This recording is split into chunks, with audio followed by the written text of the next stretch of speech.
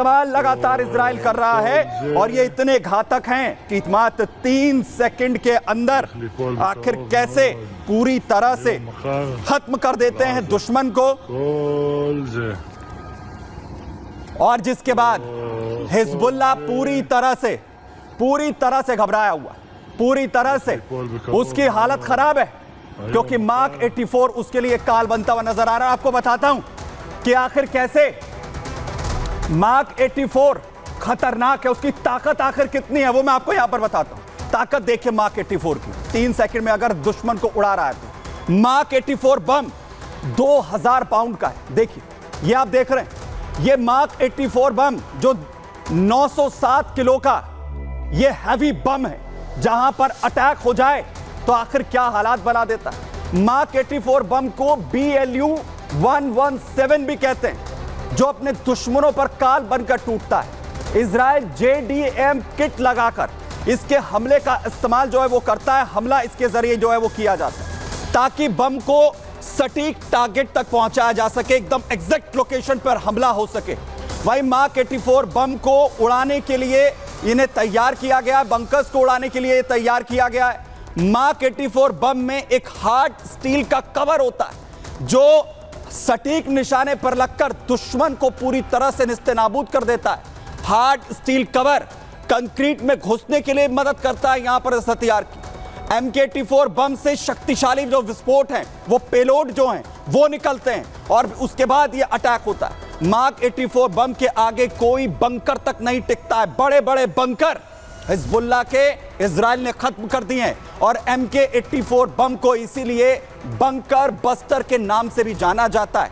और 30 फीट नीचे जमीन में जाकर जो बंकर्स लगातार हिजबुल्लाह ने बनाए हैं, उन्हें भी इसी तरह खत्म किया जा रहा है। और 30 फीट नीचे बैठा नसरल्लाह भी इसी से खत्म हुआ था। इजराइल MK84 बम का इस्तेमाल गाजा में कर चुका है, नसरल्लाह के खिलाफ कर चुका है, लेबनान में लगातार अब यहां पर किया जा रहा है, जिसे गैर परमाणु हथियार दरअसल इसे बताया यहां पर जाता है। इस गैर परमाणु हथियार का इस्तेमाल, क्योंकि परमाणु हथियारों का इस्तेमाल जो है उसकी इजाजत नहीं है। और दूसरी तरफ लगातार एक के बाद एक हमले, ना सिर्फ एक जगह, अलग अलग जगह में देखिए, दाइये में भी अलग अलग जो ठिकाने हैं उन्हें कैसे उड़ाया जा रहा है। फुल फ्रेम दिखाइए।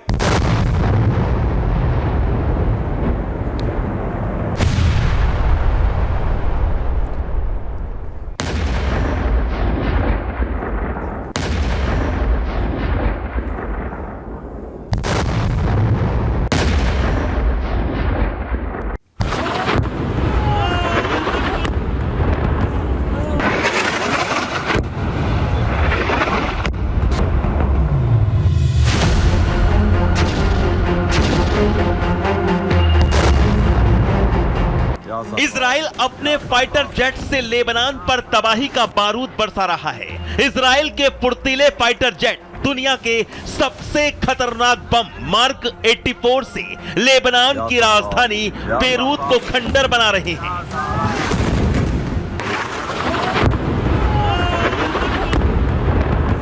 बेरूत में तबाही की नई तस्वीर सामने आई है। इजरायली एयरफोर्स ने अमेरिका का मार्क 84 बम गिराकर महज 3 सेकंड के अंदर हिजबुल्लाह का अड्डा धुआं बना दिया।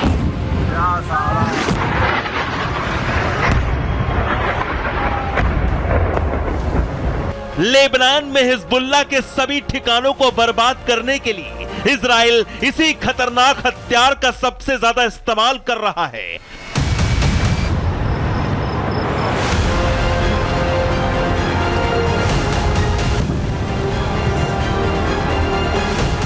दुनिया का सबसे खतरनाक गैर परमाणु हथियार मार्क 84 बम अमेरिका बनाता है। इजराइल अमेरिका की दोस्ती है और इसलिए आतंकियों के खिलाफ इन घातक हथियारों को खरीदा जाता है। इजराइल ज्यादातर अमेरिका में बने हथियारों का इस्तेमाल कर रहा है। F-35, F-16, F-15 fighter jets, इसमें लगाए गए बम मार्क 84, मार्क 83, मार्क 82 और JDAM बम और हेलफायर मिसाइलें हैं।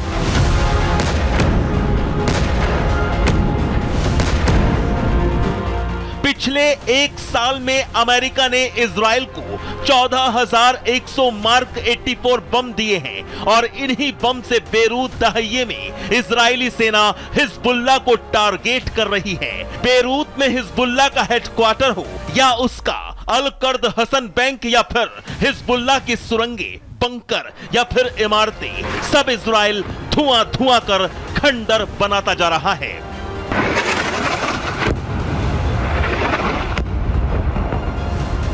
Bureau report, Republic Bharat. वहीं लगातार इन हो रहे हमलों को लेकर सबसे ज्यादा इजराइल में कोई टारगेट पर है तो वो है नेतन्याहू। और आपको याद होगा कैसे नेतन्याहू के घर तक, उनके बेडरूम तक ड्रोन से हमला किया गया और कैसे ये पूरी साजिश रची गई थी कि नेतन्याहू को कैसे मौत के घाट उतारना है। और अब तस्वीरें सामने आ गई, तस्वीरें जो है बता रही कि ड्रोन हमला नेतन्याहू को टारगेट करने के लिए कितना खतरनाक था। तस्वीरें मैं आपको यहां पर दिखाने जा रहा हूं, जरा वॉल पर आई तस्वीरें मैं आपको यहां पर दिखाता हूं, जहां पर आखिर कैसे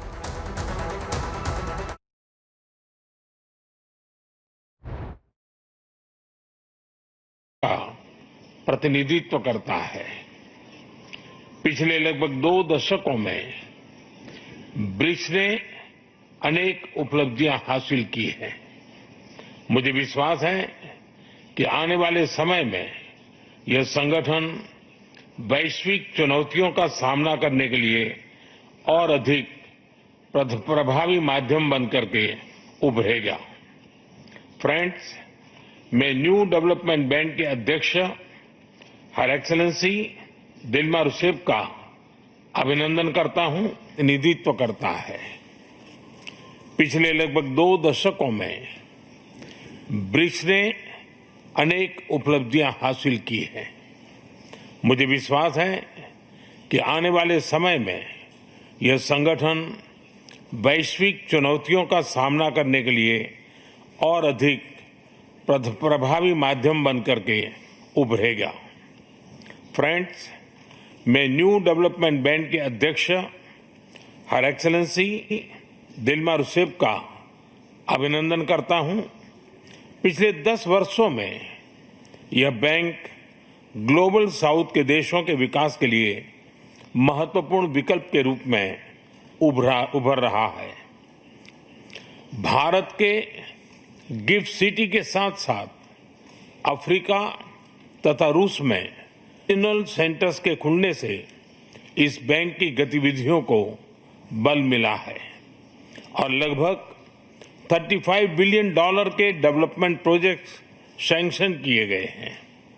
एनडीबी को डिमांड ड्रिवन सिद्धांत पर काम करते रहना चाहिए और बैंक का विस्तार करते हुए long term financial sustainability, healthy credit rating और मार्केट एक्सेस सुनिश्चित करने पर प्राथमिकता रहनी चाहिए।